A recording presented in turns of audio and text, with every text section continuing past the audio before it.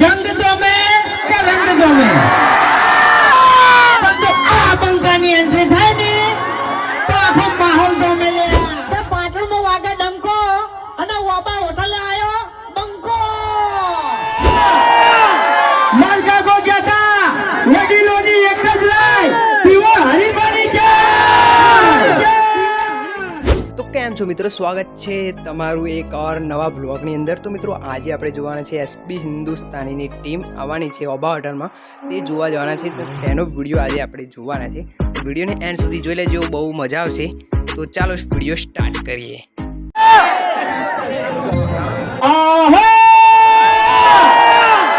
માલકા કો કહેતા વડીલોની એક જ લાઈ પીવો હરીફાની છે.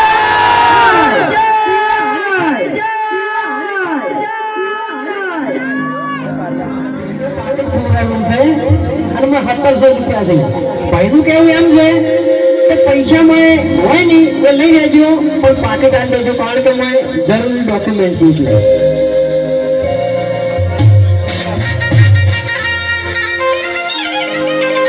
અને ભાઈના 10,000 રૂપિયા સ્ટોલેથી ખોવાના છે, તો જેને ધરે એ આપી દેજો.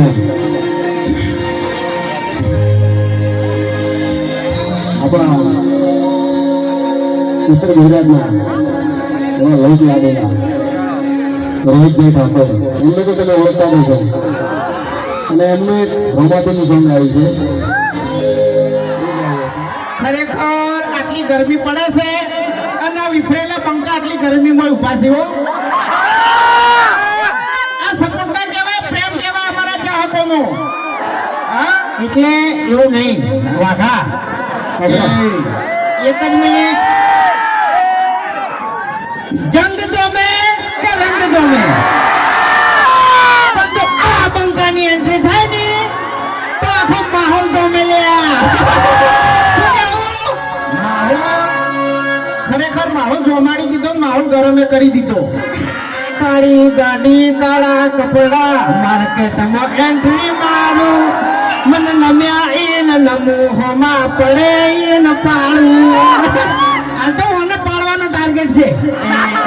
ઉભો ને એને હવે તેરે નામ કા કુત્તા પાલું આપણે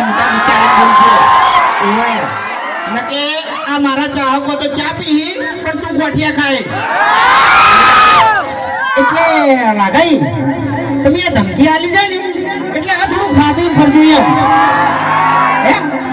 ભલે તમે સ્કોર્પિયો લઈને ફરતા, બાકી બંકાને કોઈ ગાડીની જરૂર નહીં, કારણ કે હાલે જોઈતો હતો આગળ